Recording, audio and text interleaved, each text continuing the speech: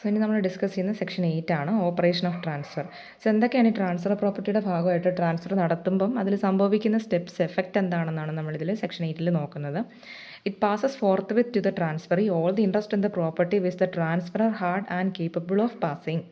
അതായത് ഈ ട്രാൻസ്ഫറർ ഒരു ട്രാൻസ്ഫറിക്ക് പ്രോപ്പർട്ടി ട്രാൻസ്ഫർ ചെയ്യുമ്പോൾ അതിലുള്ള ഇൻട്രസ്റ്റ് എന്തൊക്കെ ഇൻട്രസ്റ്റ് ഉണ്ടോ അതൊക്കെ ആ പ്രോപ്പർട്ടിയുടെ കൂടെ തന്നെ ആ ട്രാൻസ്ഫറിലേക്ക് ട്രാൻസ്ഫർ ആയി പോകും. In case of transfer of land all interest in the property which the transfer has like the easement annexed thereto also gets transferred. So ഈ പറയുന്ന ലാൻഡിൻ്റെ കൂടെ തന്നെ ഈസ്മെൻറ്റ് റൈറ്റ്സ് ഉണ്ടായിരുന്നുവെങ്കിൽ ആ ഈസ്മെൻറ്റ് റൈറ്റും എന്ത് ചെയ്യാൻ പറ്റും, ഇതിൻ്റെ കൂടെ തന്നെ ട്രാൻസ്ഫർ ചെയ്യപ്പെടും. The rent and profit thereof accruing after the transfer. ട്രാൻസ്ഫറിന് മുമ്പ് വരെയുള്ള പ്രോഫിറ്റ് റെൻറ്റും ഒക്കെ മുതലാളിക്ക് നേരത്തെ ട്രാൻസ്ഫറിന് തന്നെ ഉണ്ടായിരുന്നതാണ്. But after the transfer gets effected, അതായത് ട്രാൻസ്ഫർ എഫക്റ്റ് ചെയ്യപ്പെട്ടതിന് ശേഷം ഇനി വരാൻ പോകുന്ന റെൻറ്റും പ്രോഫിറ്റും ഒക്കെ ആർക്കുള്ളതാണ്, ട്രാൻസ്ഫറിക്ക് അവകാശപ്പെട്ടതാണ്.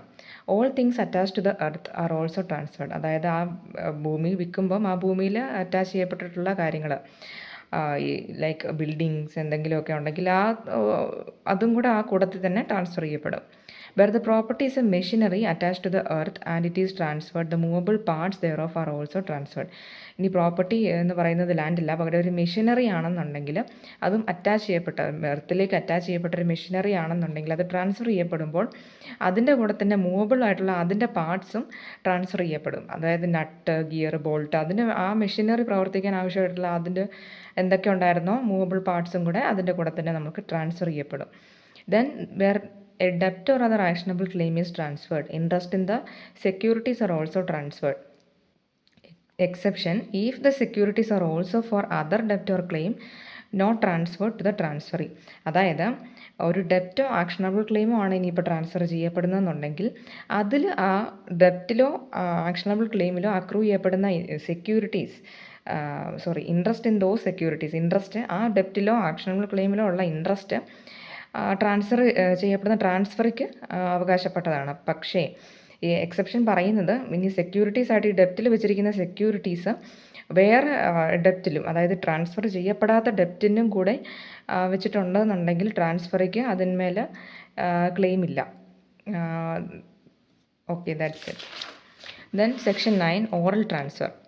So section 9 deals with oral transfer of property. As per this section, a transfer of property may be made without writing except in which a writing is not expressly required by law. Property may be transferred by orally and delivery of possession by transfer in writing and registration if required by law. So writing തന്നെ വേണമെന്നില്ല transfer effect ചെയ്യപ്പെടണമെന്നുണ്ടെങ്കിൽ by writing നിർബന്ധമില്ല. പക്ഷേ law പറയുന്നുണ്ട് എന്നുണ്ടെങ്കിൽ മാത്രം ആ പറയുന്ന transaction റൈറ്റിങ്ങിലാക്കപ്പെടണം.